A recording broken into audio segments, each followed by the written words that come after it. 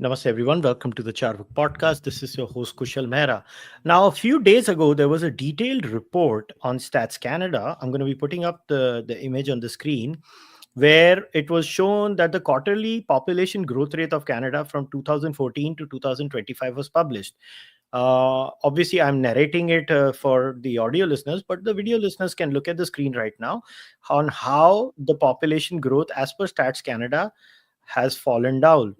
So after that, there has been a lot of commentary on this, but I wanted to make specific claims. Obviously, this tweet is shared by Darshan Bhai. This particular image says that the latest federal immigration data shows that Canada welcomed more than 817,000 newcomers, 8,17,000 for Indian viewers, newcomers in the first 4 months of 2025 when tallying up permanent and non-permanent streams. Between January and April 2025, 132,100 people were granted permanent residency, while 194,000 student permits and 491,400 work permits, including extensions, were finalized by Immigration, Refugees, and Citizenship Canada. Now, there's been a lot of debate around these numbers, whether Canada has actually reduced the claims or not, whether uh, whether these claims that no Canadian population has started to go down. Especially, I think Ontario and British Columbia were right after Alberta and maritime provinces for population growth, where Manitoba was 2.9% and Saskatchewan was 2.6%. But I thought, let us have a serious discussion around this. What is the reality of these figures? How much can we rely on the Stats Canada report? Are there any possible statistical anomalies in it? So I reached out to Darshan Bhai because he also had commented on this. So Darshan Bhai, welcome. And what do you make of the initial look at the report of Stats Canada?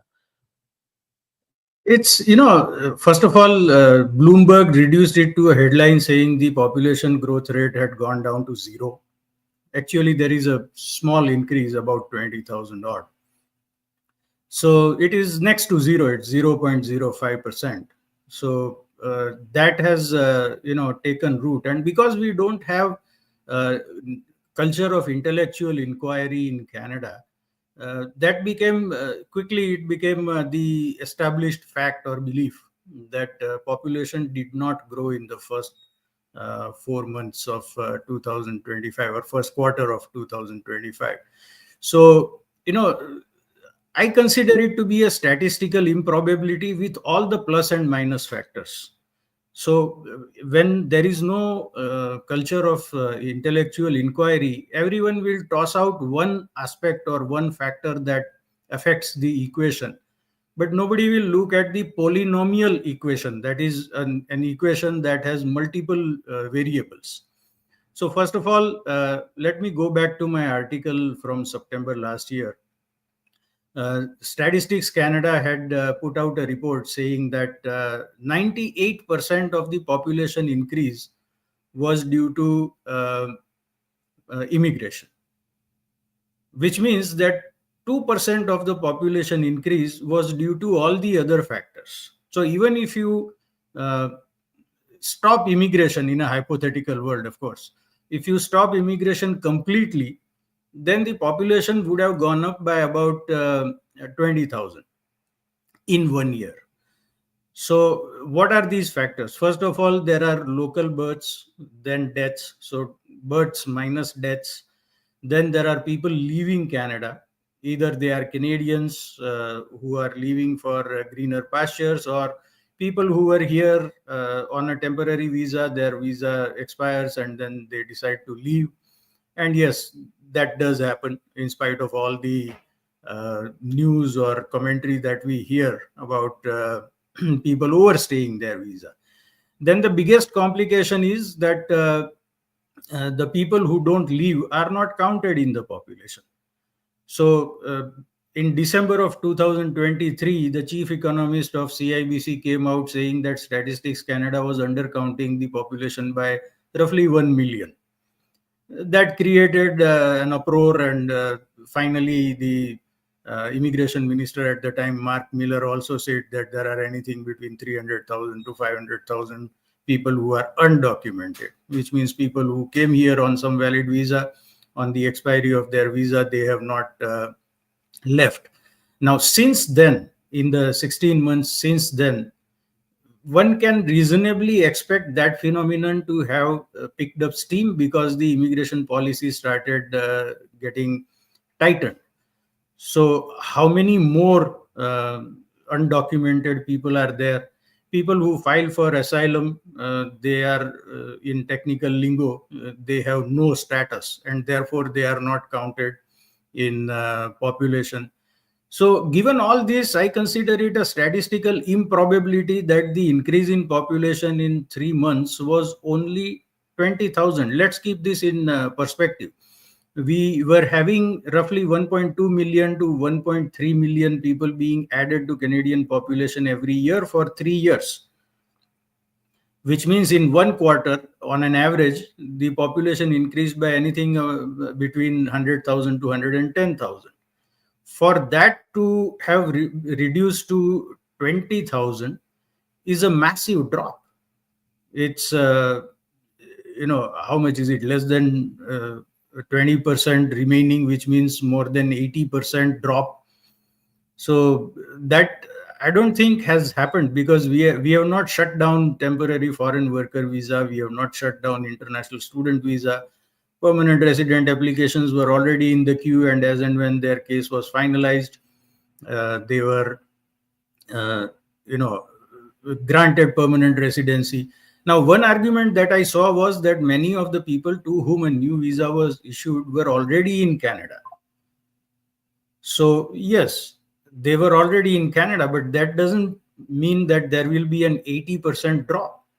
Remember, by the natural birth rate minus deaths, there is a marginal increase in Canadian population. So, despite all the talk about low birth rate, and that is another point where some bit of intellectual inquiry is required, which I have gone into to the extent that it was possible for me in my article that you showed on the screen, which is that if replacement rate is supposed to be 2.1%, Statistics Canada says that the birth rate in Canada is 1.33 instead of 2.1 children per woman. And if we are having a 20,000 people increase in the population by natural causes, then I have doubt about that birth rate of 1.33 children per woman, because we are obviously at replacement level, slightly ahead, but that is a marginal figure. So I don't know. These are the points that we need to investigate seriously, and people with more resources than I do. But coming back to the point, people who are already here and granted visa, and therefore they just change their status, that cannot account for hundreds of thousands of visas being issued. So, to my mind, it's a statistical improbability that the increase in Canadian population in one quarter was only 20,000 when we were running at a clip of 100,000 or 110,000 for the last 3 years. It may have dropped to 50,000, it may have dropped to 70,000, I don't know. But these are the doubts in my mind. Now, the only way something like this has happened is so for the benefit of our listeners and viewers, there are fresh applications coming at X rate, right? There is a rate at which applications were coming in for the last 5 years, post-COVID. Post-COVID, 5 years. This is the period we are talking about. Pre-COVID, Canada was a normal country. Post-COVID, as they say, वक्त बदल गए, जज्बात बदल गए, तकदीरें बदल गई. So that's what has happened with Canada. For this particular statistical claim to come true at a statistical level, all the current averages of applications should have dropped systematically to next to nothing. Like, there are no new applications. Literally, quite literally, almost next to nothing new applications. That's when something like this will achieve. So basically what we are saying is the measures that were taken under the Trudeau administration by Mark Miller had led to a halt in applications. So, have applications halted is a natural question that should be asked, right? Have they shared that number? I could not find it in the Stats Canada report. Applications. Even I could not find it. And, for your audience, my ability to look at information right now is limited because I had a cataract operation. So my vision for distance is corrected. But that means because it's an artificial lens, it doesn't have the flexibility of a natural lens. So I cannot read. I am awaiting the expiration of the prescribed period when I will get my reading glasses. So my ability to read is limited right now. But even then, I could not find any data on how many applications have been received. Now, one argument that doesn't hold to scrutiny was that people who are issued a visa don't necessarily come to Canada immediately, and therefore the population did not go up in spite of the visas being issued. But that is not a valid argument because people who were issued visa in the previous quarter would have come in this quarter, and over a longer period and with large numbers like in the hundreds of thousands, you expect them to be somewhat similar over different quarters. There may be a little bit of a bump in the fall when bulk of the international students arrive, etc. But that, to my mind, that's not an argument because it's a self-canceling factor. The factor from previous quarter cancels the factor of the current quarter, more or less.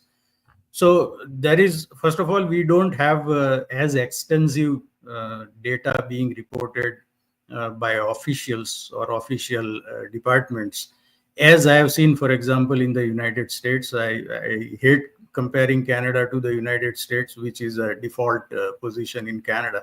But in this case, I observed during the 2008 financial crisis, there was a lot of blogging happening at the time about the various aspects of the economy, and most of the bloggers were Americans, and they were quoting Federal Reserve data. And I think everyone knows that it's not just one Federal Reserve. There are regional Federal Reserves also.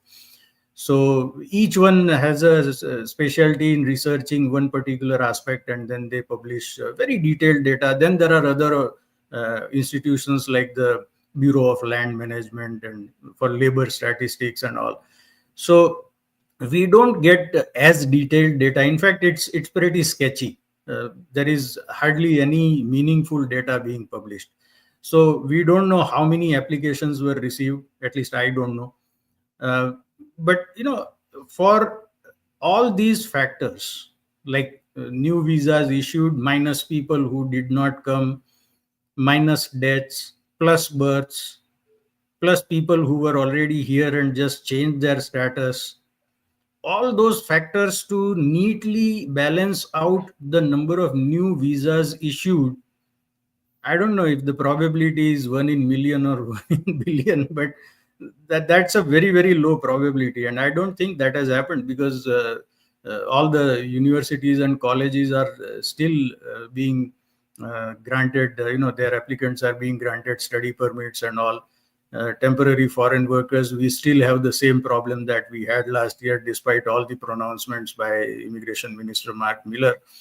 And, it is one elucidating comment came from the new Immigration Minister, Diab, who said that we have rules in this country and we expect people to follow the rules. So when their visa expires, we expect them to leave. There is no mechanism to capture the data. Right? When somebody does not leave, regardless of whether you can find them or not, because they could have gone underground, regardless of that, you should be able to tell that X person is now illegally in Canada. But there is no mechanism to capture that data, and that is rather simple to do in today's technology. Every visa should have a barcode, and then when they enter, the barcode is scanned, and when they exit, the barcode is scanned.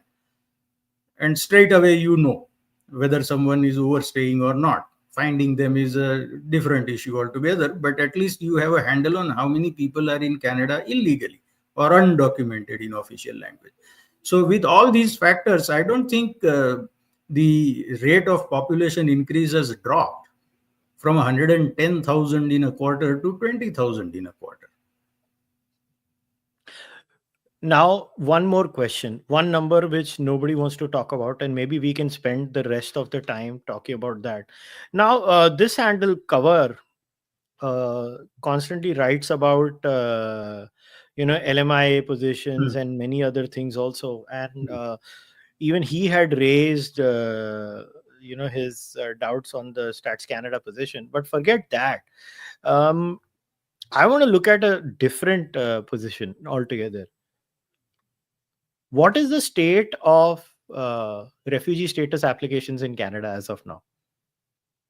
The last I saw, I think there were 270,000 plus pending applications, and the number of applications being finalized, that means asylum is granted or refused, or the person withdraws the application, all those put together was about 72,000. So at that time I had tweeted saying that there is like 4 years worth of backlog. In official language it's called inventory, as if people are merchandise. I don't like that term, but there is roughly 4 years of inventory of asylum applications. That's the last I saw. So what I have understood is basically what has happened. The population has not dropped, but what has happened is a record number of people have lost their official status. That's what has happened. So they're still here. Now their official status is unknown. So they're not counted in the population of Canada. That means the population of illegal aliens has increased in Canada. Hmm. Right? That should be the And the natural ones, correlation, right? yeah, and the ones who are here legally, uh, because this population is not counted. They were, counted before. Now that they have filed for asylum, they are no longer counted. So it depresses the total count. So it's very interesting. Now, let's say I have lost my temporary status in Canada. I have. Okay. That's a given. What do I do? So what is the process in Canada? So I can apply for renewal or something. Now, during that renewal period, what I assume is I think I am allowed to stay in Canada with some permissions, right? I am allowed to stay in Canada because I was already in that state. I was working, I was doing something, and that was the concern of the government of the day. Some of them are definitely going to try the refugee route. 100% sure. Also, what I find very interesting is in the drop of these people who have lost their status, previous status, keyword previous immigration status, that has been lost. This previous immigration status that has been lost, these people must be in hundreds of thousands, right? Because They for are. the number to fall down so drastically, it has to be hundreds of thousands. So in this, now we talk about the next set of problems that are going to come for Canada. Refugee status claims, which are more likely than not usually fraudulent. Yes. Even in the old system, they were fraudulent. Most of them were fraudulent. Some were genuine. Before somebody misunderstands me, there are genuine cases. There are cases of atheists that I have helped to come to the Western world because they were prosecuted and prosecuted by the law machinery over there and persecuted by the society over there. There are many atheists in Pakistan that I've helped, to go to Europe and some other parts of the world. That is not the issue over here. The issue over here is that there are many who abuse. So I'll give you 3 examples, and I never forget to give these examples because मैं इतना हंसा था. I laughed so hard when I heard these stories from an immigration agent who I refuse to name. There are 3 examples from India. It was the political, जैसे बोलते हैं, the circle of politics being completed. One person said they were from Punjab, from Delhi, from the Aam Aadmi Party, and they were persecuted by the BJP and Congress. Political persecution application from India. There Okay. is no religion persecution application from India that should be considered valid. Forget political. Hmm.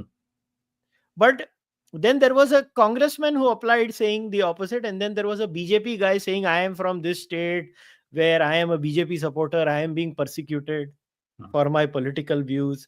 Please grant me asylum over here. This is the level of rubbish that we see these days. What do you react? How do you assess this rubbish? Yeah, it's difficult to assess. The only recourse is to declare certain countries as safe countries from where asylum application cannot be made, like the UK did for India, I think sometime last year, Yeah. or maybe the year before that. But that is a kind of an anomaly in our scheme of asylum processing. The system is being overloaded by what someone called jokingly as the suddenly gay people.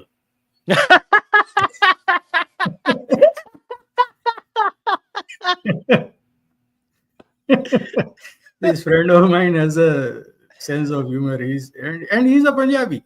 He's a Sikh, in fact, not just a Punjabi, but a Punjabi Sikh. And he said all these suddenly gay mundas, because their study permit ran out, they were unable to get a work permit, or their work permit ran out, they were unable to get an extension, and suddenly they decided that they will file an application on grounds of being gay, and that in India they would be persecuted. Whereas in India, the situation is, at least you can say, it is complex. There are strata of Indian society where it's no big deal, and there are strata of society where it's a problem for the person who is No, not. but you can live a life as a gay man or a lesbian woman in India now. Maybe, yeah, in some cities in India, gay pride parades may not be considered kosher, Yeah. Yes. but overall in India, you can be gay and live your life. The bestiality law has also been, you know, Yeah. read down by the Yeah. BJP government, by the court under the BJP government. Yeah. Uh, so these things are there. The fight for legalization of homosexual marriage is also going on in India. There is no resistance from the majority Hindu population of India, which is That, why things are relatively normal. Till India is Hindu, it will be normal. exactly. Actually, I know someone personally who is in the LGBTQ camp, and who is in a director's position in a multinational company of the US. Right. So it's depending on where you are, it's perfectly safe. And in immigration law, there is something called IFR, that is internal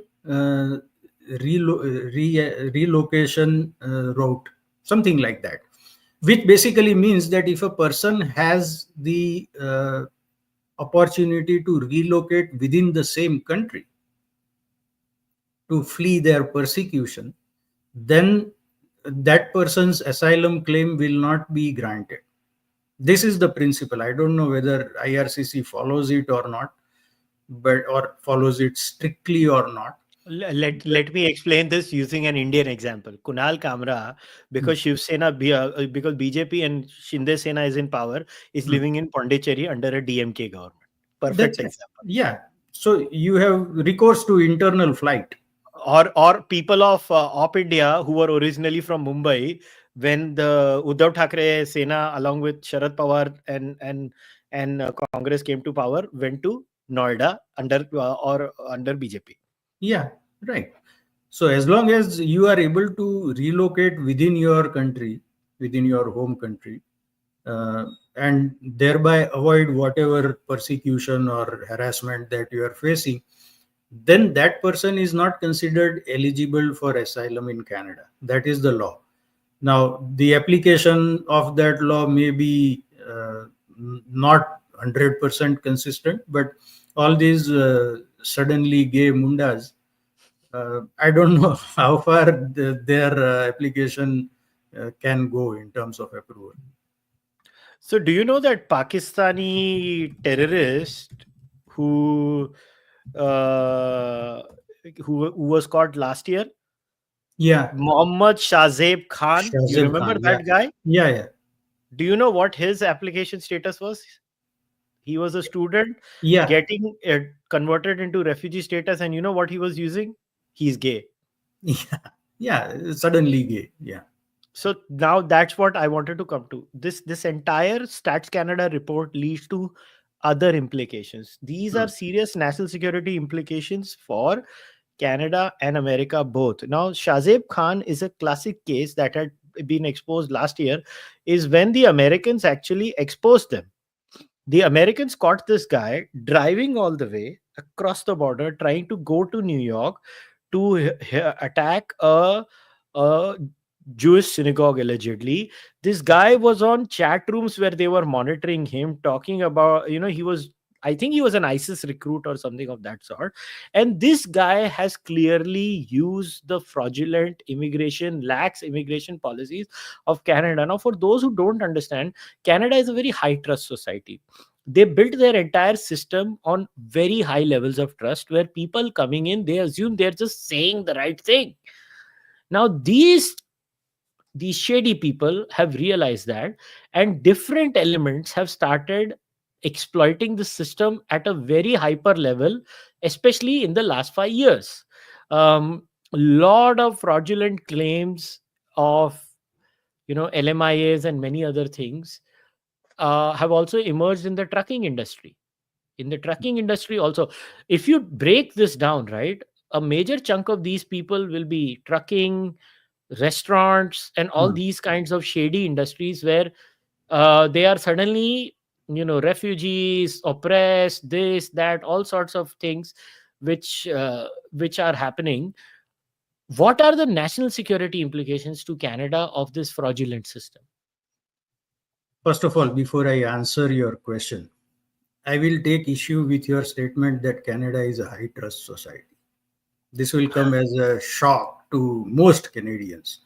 But my argument is this, that knowingly allowing bad players to defraud millions of international students, even after the issue blew up early last year, the thing has continued. Knowingly allowing that to happen is not the hallmark of a high trust society. When High we trust and take people, stupid. no, there is, at the individual level, Canadians are high trust people. But at the official level, it's the opposite. Well, where all sorts of scams are allowed to go on for political benefit or gain. So it is a low trust society at that top stratum. The reason why people are taken, people's word is taken at its face value is because we are not mature enough as administrators.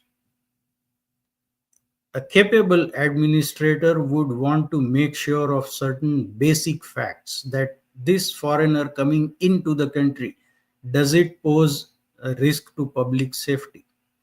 Does it pose a risk to the public safety in the United States? They may not be intending to do any harm here, like the case of Shazib Khan shows, but they may have plans to carry out violence in the United States, because this is an easy, gateway. Now, go back to 9/11. After 9/11, then President Bush set up Department of Homeland Security. It did not exist before that. And the first head of that department, I don't know what that position is called, but I think it was Secretary of Homeland Security, Janet Napolitano, claimed falsely that the 9/11 attackers had come to USA via Canada. That was because the so-called millennial bomber, back in 1999, he wanted to carry out some kind of bombing or something in the United States, had gone to British Columbia, and then uh, you know either tried to go to USA from there or managed to go, but he was apprehended before he could carry out his plan. So based on that, she said that the 9/11 attackers had come via Canada. But it took only one generation for that bogus statement to become fact, where we have people coming to Canada on some kind of a visa and then infiltrating into the US or planning to do so to carry out terrorist acts. So we have to get our act together. Now, May last year, Immigration Minister Mark Miller was asked by a journalist whether international students have to undergo a criminal background check, and he said yes, which was false. And I fault the journalist for not knowing the answer beforehand. As a journalist, once you ask a question about a fact, you should know the fact. Then you will know that the politician or whoever is answering the question is not telling the truth. It is not a factual answer. And then immediately on that day, I posted saying this is verifiably false. Uh, the immigration officer can ask for a police clearance certificate, as it is called in India. Here it's called criminal background check. But in case of India, they don't. And in case of many other countries, they don't. So, for example, the criminals who flee India and come to Canada and then join a criminal gang here, and then it creates a bilateral issue with India, because Canadian official stance is that they are acting on the behest of Indian government, but we don't know. So if you screen people properly, then you are also saving your bilateral relation with the fastest growing economy in the world, right? So it's a major problem. I agree. So let's talk about this. I have said it multiple times. So it's not like when you immigrate to Canada on a permanent residency, you don't need a police clearance certificate. You do need a Exactly. police Exactly. See, even Minister Miller said on record that from some of these countries, a police clearance certificate does not mean a lot because it can be fraudulent, it can be bought, etc. Words to that effect. And my point was that you are from the same country, you are requiring permanent residency applicants to produce a police clearance certificate. And then you are saying that in the case of study permits, it is irrelevant because it can be fraudulent. Choose a lane, man. Yeah, I think it also depends on what part of the country you're from. Let's say a police clearance certificate from Mumbai, Delhi, all the major cities, it's not that easy. Police just do background checks on you. So it's Yeah. not as simple as people make it sound. But yes, there was a problem from particular parts of Punjab where cops had made this a business. It was a business of generating PCCs. And in fact, if you remember last year, I had mentioned this point along with you on one of our immigration discussions, that people need to be very careful about this whole PCC thing also. That is done, that you need some level of checking about people and some level of vetting. And even after that, there will be leaks through the system. There is no foolproof system, in my opinion. A system can be exploited by no matter whomsoever we talk about. That's not the issue over here. The issue is that a country sends a message. So let me use this as an example. The moment Canada sent a message that, you know what, you just can't walk into our country anytime you want to. That was the message Canada sent last year after a lot of hoopla around immigration. Immigration applications of student permits from India dropped by 80%. You Yes. get the message. The host nation, no, the applicant nation got the message, and everybody just moved on from Canada. Now if you go to all these immigration agencies in India and you ask them, they're like, Canada is almost done, nobody wants to go to Canada. Yes, some major universities, yes, but the diploma mill route from India has shut. Hmm. This was only operational is because Canada was willing to do business. The moment people realize Canada is not willing to do business, everybody, or almost all immigration agents other than fraudulent ones, Hmm. stopped. And there is a lot of crackdown happening at the Indian level, at the level of Punjab police. Hmm. There were cases of Chandigarh police nabbing a few, Delhi police nabbing a few.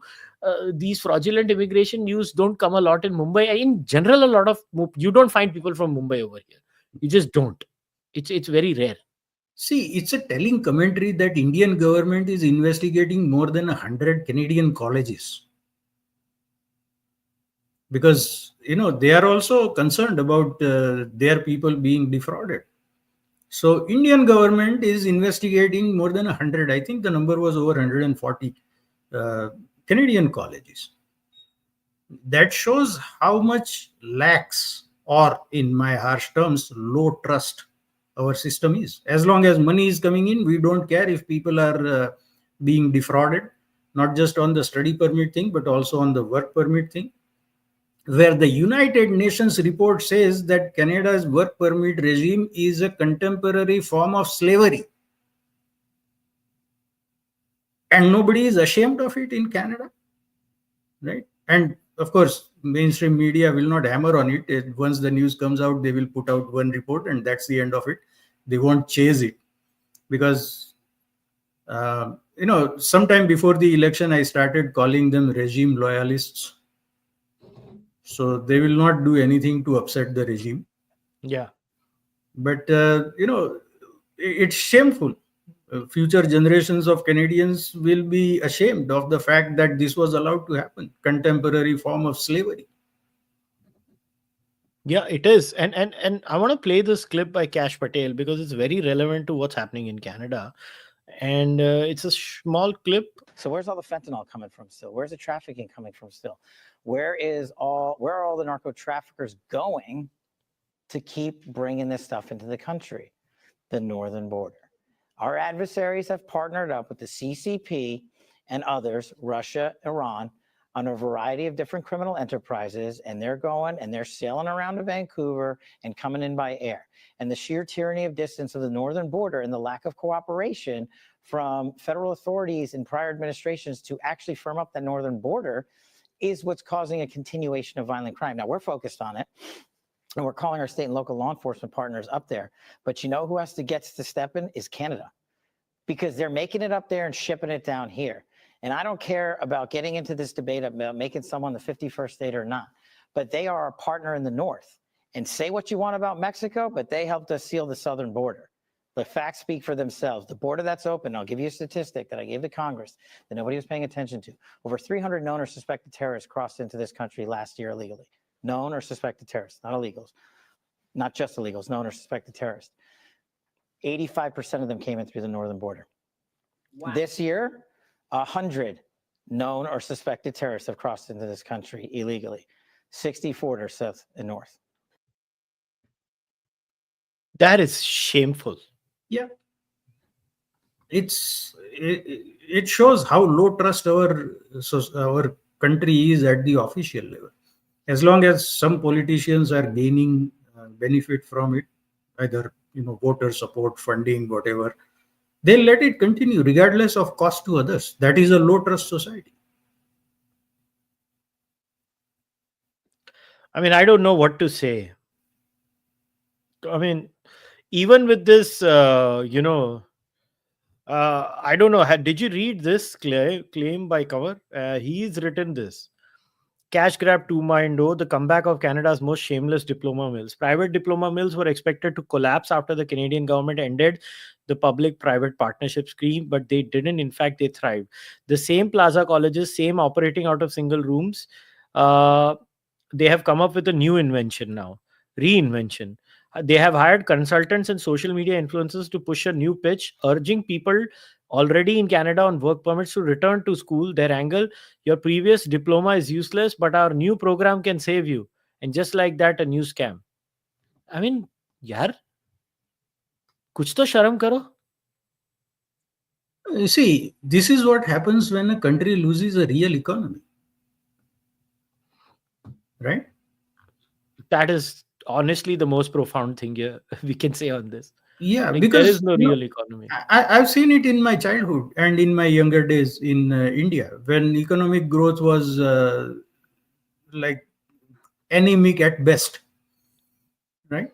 And then all these scams proliferated because people want to get ahead.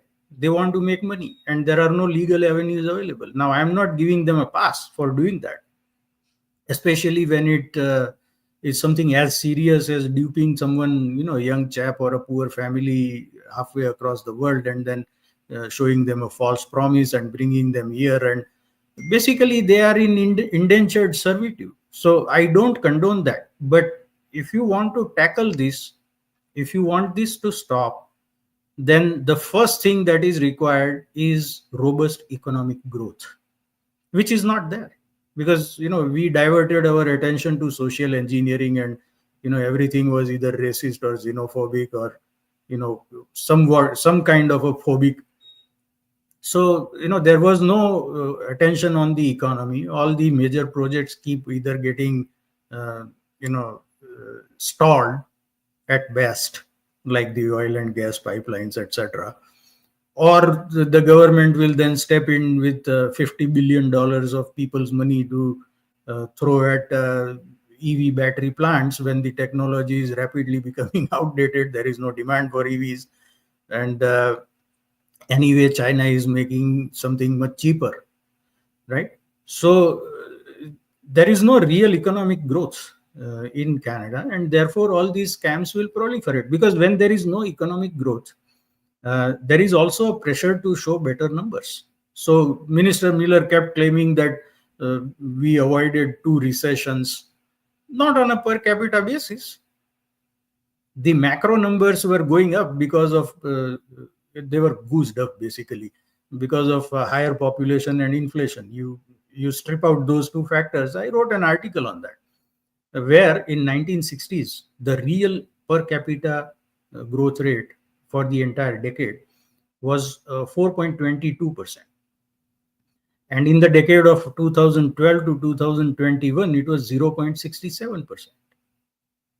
So, if people are not getting ahead and you want the GDP to still keep going up, then you are going to resort to all these fraudulent schemes that make the macro numbers go up, but at the individual level, people are falling behind.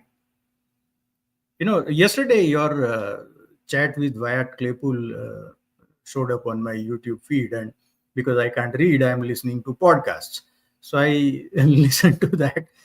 And you said that when you were at York University, you had a 1-bedroom apartment with only 1 roommate to share with, and the rent was, say, around $900 back in 2001 and plus 2000. parking, 900 plus parking. Yeah, Parking was $50 parking, $50. right? Yeah. Now, when I came to Canada and started living in Brampton soon after that, about 20 years ago, and I had a 1-bedroom apartment in a proper, purpose-built rental complex of 4 buildings, and my rent was $850 for 1-bedroom apartment, and we were living as a family, right? Now, today you look at the rent. If people are paying $2,500 for 1-bedroom apartment, GDP has gone up. But not in a way that benefits the average person. In fact, they are scrambling to make 2 ends meet, whereas at $850, even if you adjust it for inflation, that is the broader level of inflation as reported by StatScan, then it should be way less, probably 40% less. It should be around $1,500, $1,600. So minimum wage at that time was around $8. Today it is $16, I think, and 50 cents or thereabouts. So yeah, you expect the rent to double from $850 to $1,700. But the rest, between $1,700 to $2,500, that $800 is eroding the quality of life of the renter. Your GDP has gone up. That's not the measure. It's the only, in my opinion, there is on the economic front, nothing beats inflation adjusted per capita GDP and its growth rate. This is the only thing that matters. But again, as I said, we don't have spirit of inquiry or culture of inquiry in Canada, barring a few here and there. And I'm not shilling for anyone, but any opinion that goes counter to the narrative in the mainstream media will come from one of the post media outlets, National Post or Toronto Sun or one of those. Other than that, everybody is, even now, the mainstream media is carrying stories of how cuts to immigration have harmed internet or all these colleges, or they are likely to lead to uh, labor shortages. Like your unemployment rate is 7%, Baba. Don't talk about labor shortages. There is this Professor Mikhail Skutterud, who puts out interesting data and analysis. So most of the spirit of inquiry is seen from individuals, not from institutions, including media. But he, some time ago, he posted a chart showing that for every job vacancy, there are almost 3 applicants. Three unemployed people, not applicants, because an applicant can be employed. He said for every job vacancy, there are almost 3 unemployed people. Now, at that point, you can't talk about labor shortages except in specific fields where there may be labor shortages. So, for all the lampooning of mainstream media that you see on social media, they are still able to set the narrative, which is a real barrier to progress. तो उसके roadblocks भी आप देखो ना. Honestly, Facebook में you cannot share an article in Canada. Do you know, on my personal Facebook account, I can't share any article from any Indian media. Regardless of where the media outlet is. Yeah. So I cannot share anything there. On my business account, I can. Like, I have a public account and a personal account. In my personal account, I can't share anything. On my business account, I can, before somebody misunderstands me. There I can. Everything in Canada is now pretty much happening through Twitter or X. I mean, that's where most of, and even in that, honestly, other than a few people like in Canada that I have come across who want to have serious discussions, who want to break down numbers, who want to have mature discussions, everything is just click farming in Canada also. Like, they'll find some random video and then they will generalize every immigrant, or they will find some random video about some white people in Canada and generalize about white people in Canada. It's just ridiculous. It is shamelessness, and this is the incentivization of the blue tick. I mean, although it has gotten much better information out, also there is this problem in Canada. What I found in general is a very low quality of discourse around policy making. This is not the case in the United States of America. In the United States of America, you have a very high quality of discussion happening in the think tank apparatus and in the podcasting space. In Canada, it's not the case. It's very, very few, 1 or 2 people who actually want to have, and the sneering by the mainstream media of X, people on X, is very disappointing in Canada. It's very disappointing. They should be engaging with these people. Exactly. Actually, I have noticed that. I'm not tooting my own horn, but when you look at the most prominent journalists or commentators in the mainstream media, they don't engage with their audience on Twitter. They will post something, and then whatever the responses are, they won't engage. And in fact, I have seen people like it when I reply to almost all the comments that follow on my post. So, that is the kind of, but see, mainstream media for the large part has abandoned its role of informing the public. So they are not talking to us, they are talking at us, and that is because they are regime loyalists. They will not allow, barring a few token voices here and there, they will not allow any voice to go against the what. Are you saying Canadian media is Godi media? Yeah, it is. It is. See, consider the fact. Why doesn't CBC allow comments on its YouTube posts?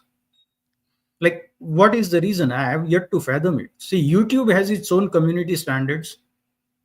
So if someone goes off the rails, they will themselves, their algorithm will not show that post. It is a taxpayer funded media outlet, and taxpayers cannot comment on what they are saying. It is because they believe in talking at people, at Canadians, not to them. I'm surprised they haven't shut off comments on their Twitter posts yet. Maybe they will, but at least that is one avenue available where people can voice their views, plus or minus, on whatever the CBC is saying. Yeah, it's We, not a we, serious country. yeah, It's not a serious. we don't have sociological research from academia that goes against the top-down narrative. We don't have the media doing that. Politicians are either on board or too scared to talk. I'll give you an example. On 24th of March, the first day of the campaign, right, election campaign, I was at a press conference of Pierre Poilievre. And my question was in the context of his promise to increase the oil and gas exports of Canada to more countries by putting up pipelines to both the oceans on the east and on the west. So my question was that one of the two biggest markets for our oil and gas is India, but our relationship with India is in the deep freeze. So how will you restore cordial relations with India?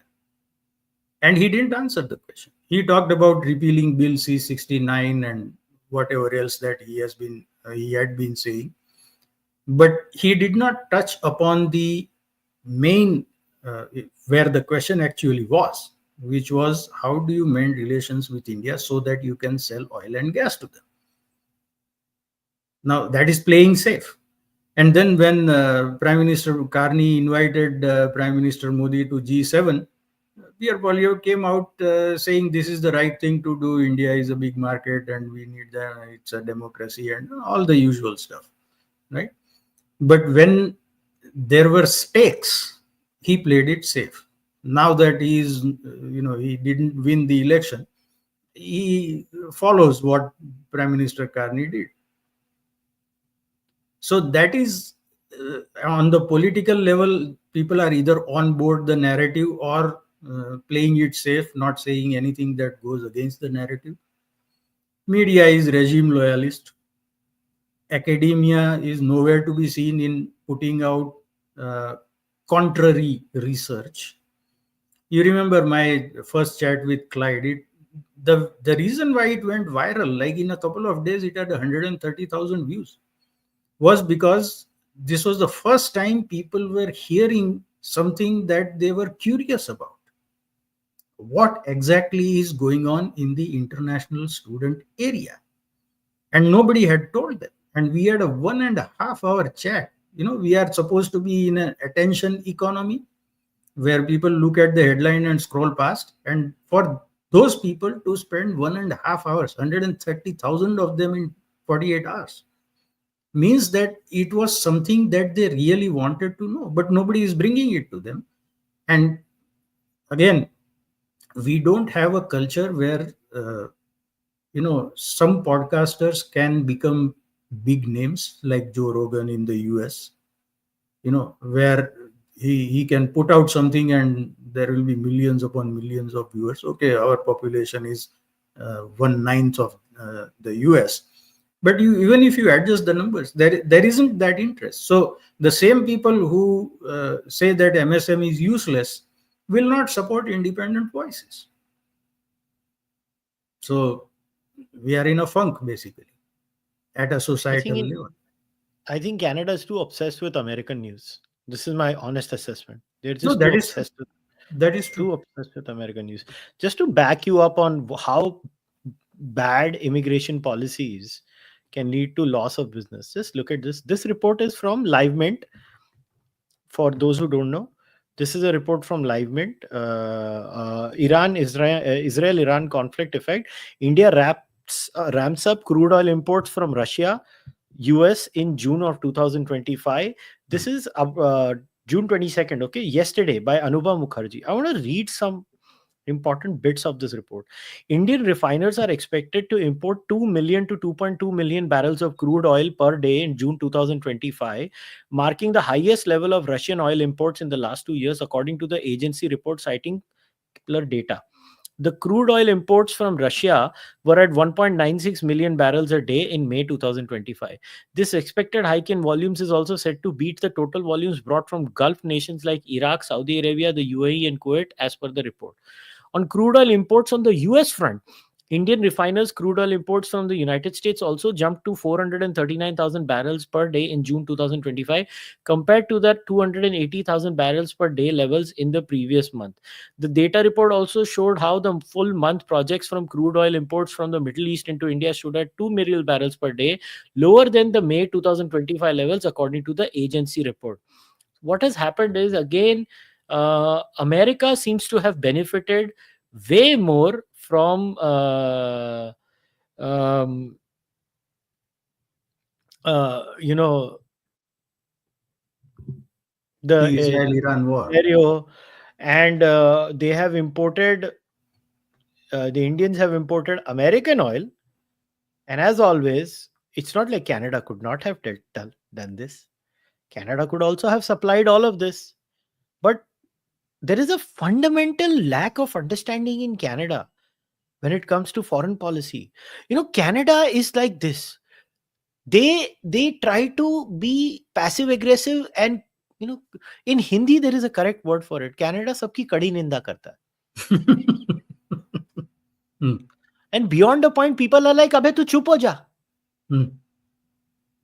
तेरी कोई सुनने नहीं वाला है, बैठ जा औकात में रह. That kind of a situation. No, in order for people to listen to you, you need to have stature, and you gain that stature by playing in the major areas of geopolitics. One of them is energy supplies. Now, most of our oil is going to the United States. In fact, almost all, I think. And about 80% of our natural gas is going to United States. So nobody is going to listen to us because we are not playing a significant role in their lives. Why should they listen to us? Just because we are Canada, that we are an offshoot of the British Empire at some point? No, the world has moved on. See, I'll give you an unrelated example, but it is in the same vein. I was watching a program on TVO about immigration, and there's this agency that helps newcomers settle into Canada. And that guy said that we are still carrying a mindset that we are in the 1960s, where we are an advanced country and third world countries are backward. So when people come here, we are teaching them how to write checks. And if they are from India, they have never written a check because everything is online. Even a street vendor of vegetables will take payment from your phone. Right? Bheem UPI are basically QR code based economy in India. Yeah. It's either cash or QR code. Even credit cards are skipped. Yeah. So, the same mentality prevails in the political sphere also, where we think that we have global importance, but we have lost it over the last few decades, gradually and then suddenly. Gradually we started becoming less and less important. Then there was the financial crisis of the 1990s. We dug ourselves out of it by pumping immigration numbers or whatever else we did. And then over the last 10 years, it has gone suddenly because we were all into virtue signaling and social engineering and, looking down our noses at everybody else when we had no achievements to boast of. So people stopped taking us seriously. But yeah, you're right. If US can export more oil to India, why can't we? Just imagine, India needs critical minerals. Canada has one of the highest reserves of critical minerals on planet Earth. There has been consistent lobbying inside Canada to start this with India from both Canadians and Indians. Such is the Canadian political class. They have not done anything. They have sat on it. Notice the Carney-Modi joint presser in G7, Kananaskis. Critical minerals were mentioned there for the first time. It was See, people like me who had to write backdoor reports and send it and tell them, भाई इसके ऊपर बात करो, ये सबसे जरूरी है, दोनों का फायदा होगा, दोनों पैसा कमाएंगे. yeah, yeah. But see, mutual gain is not a priority. If you are familiar with the name of Heather Exner-Pirro, she is an energy journalist on Twitter. You can find her. And recently, she posted data showing that from finding the the deposit of the mineral to operationalizing it in Canada, it takes almost 20 years, 19.9 years. So if you find a critical mineral deposit that was previously unknown today, then you can start exporting it in 2045. Who is going to wait for that? Right?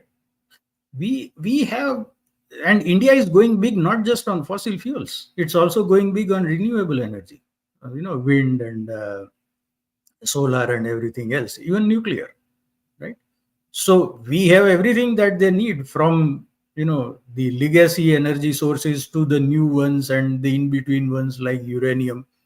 We have everything. We could be their biggest trading partner. We also have agricultural products, lentils and other stuff. So we could be their biggest trading partner, but it's because there is this. I would call it a basket of approaches in politics. One is, first of all, you talk about environmental concerns. When it comes to fossil fuels, it is direct. When it comes to other minerals, it is indirect, that there is this pristine habitat and we are going to disturb it by mining X item. Then there are indigenous issues. So typically there will be some concerns around indigenous rights and how they are going to be affected by the industrial activity or mining activity. And from my experience, the indigenous community is split down the middle. There is a very big cohort of the indigenous population that wants to participate in economic growth, and there is the other cohort that is against such activities being done in their traditional lands. And it is the latter group that gets a hearing in politics. The former group, those who are in favor of all these projects, they don't get as much importance. So it is a way to mire the project or proposed project in delays such that everybody gives up. What Parkinson called denial by delay. Yeah. You delay it so much that people give us, to hell with it. We'll go elsewhere. Yeah. I mean, this figure is the final figure that I wanted to end with.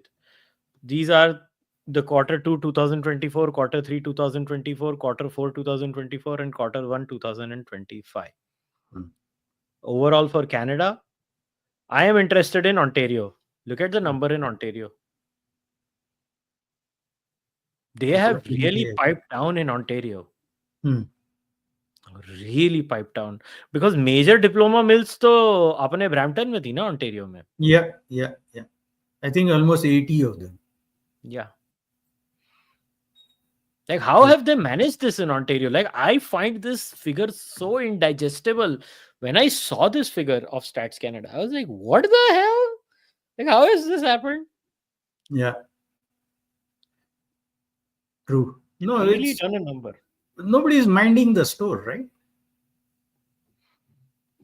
Yeah, I don't know. So before we wrap up, Darshan bhai, any last comments on this entire story? Maybe we can end on this. What do you think you will judge Stats Canada on? Like, after 6 months, maybe, or a year, when we see all these applications run out of their thing, do you think that is the answer? Yeah. First of all, as I said earlier, the major intake of international students happens in the fall semester. So September is when they come in. So sometime towards the end of the year, hopefully we will have a clearer picture of the population growth rate of Canada. But again, there is this complicating factor of asylum claims of people whose status is expiring, and then they are not counted in population anymore. And because they are not counted, there is no way to know where that number lands, whether it's 50,000 or 500,000. And on a population base of 41, 42 million, that's a significant percentage of the population. So population growth rate number has to be taken with a pinch of salt. Yeah, I agree with you. But as always, Darshan bhai, it was an absolute pleasure to talk to you. हमेशा आपसे बात करके कुछ सीखने को मिलता है. And guys, before I wrap up, once again, a reminder to everyone, this coming Sunday on the 29th of June, we have the United Against Terrorism conference. If you guys have not registered yourself, United Against Extremism conference, I'm sorry. If you have not registered yourself for the conference, I would urge each and every one of you to go right now, scan this QR code and register right away. You will have to show your ID on the day of the conference. It is what it is. You can also use the link that I've mentioned in the tweet. As you see, this tweet is here. You can use this link. I will copy and paste it for everyone on the live stream. Also, all the details will be there in the description of the podcast. Do consider coming on this day and joining this conference. There are going to be a lot of interesting speakers. I will be announcing all the speakers in the coming 4 or 5 days. One by one, we will announce all the speakers. But trust me, you will not regret coming over here. Obviously, you'll have food and drinks over there. Go follow Darshan Maharaja on X. His X handle is there. You can also read all his blogs on darshanmaharaja.ca, if I remember the website correctly. You can also support the Cārvāka podcast by becoming a member on YouTube or on Patreon, or sending one-time donations through UPI India or Interac Canada. All the details are there in the description of the podcast. I will see you guys next time. Until then, namaste. Take care. Bye-bye.